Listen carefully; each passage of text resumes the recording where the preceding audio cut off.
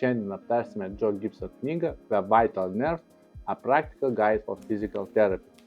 Tai yra geras praktinis vadovas kiekvienam kineziterapeutui ir masažuotojui, kuris gilinasi apie nervų sistemą ir jos sukeliamus skausmus žmogaus organizmui.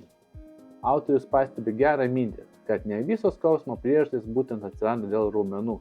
Kartais visos bėdos slypi būtent dėl nervų sistemų problemų.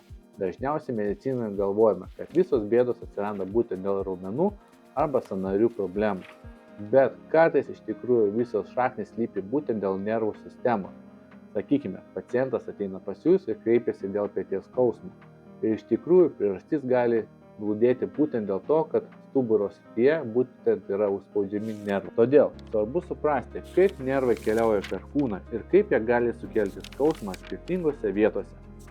Knygos pradžioje autorius pristato nervų sistemos anatomiją. Čia paaiškinama, kaip nervų sistema yra sudaryta ir kaip nerviniai impulsai keliauja žmogaus kūnu. Nors ši dalis gali atrodyti labiau teorinė, ji yra labai svarbi, nes padeda suprasti vėliau patikimus klinikinius testus. Vienas svarbiausių knygos aspektų yra jutimų ir motorinių funkcijų testavimas.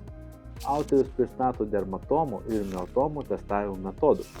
Dermatomos padeda nustatyti, kuris nervas atsakingas už jutimus tam tikroje odos srityje. Miotomai leidžia įvertinti, kurie nervai kontroliuoja tam tikrus raumenų judesius. Praktinėje knygos dalyje pateikimi įvairūs nervų sistemos skirti testavimo būdai.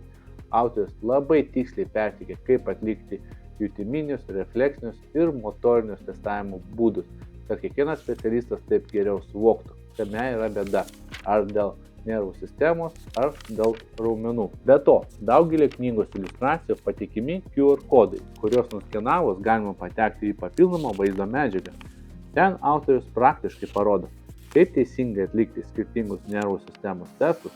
Tai labai naudinga specialistams, nes kartais vien iliustracijos gali nepakakti, o video leidžia daug aiškiau suprasti visą testavimo procesą.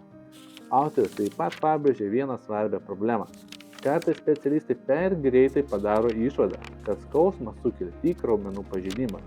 Tačiau be išsamaus testavimo galima nepastebėti nervų sistemos problemų. Todėl svarbiausia yra atlikti išsamų pacientų ištyrimą ir įvertinti visas galimas skausmo priežastis. Apibendrinant, ši knyga nėra sudėtingas akademinis vadovėlis. Tai yra geras praktinis vadovas kiekvienam specialistui, kuris gilinasi apie nervų sistemą ir nori geriau suprasti, kaip nervų sistema įtakoja žmogaus kūną ir sukelia skausmą. Autorius kuo puikiausiai perteikia įvairius testavimo būdus, tai pateikdamas per klinikinius pavyzdžius ir gerą vizualą. Todėl mano nuomonė šita knyga tikrai turi vietą jūsų lentynose ir bus tikrai naudinga kiekvienam specialistui, kuris nori šiek tiek labiau pagilinti savo žinias ir suprasti, kuo skiriasi raumenų bėdos nuo nervinių bėdų. Dėl to rekomenduoju kiekvienam šitą knygą ir gero skaitymo.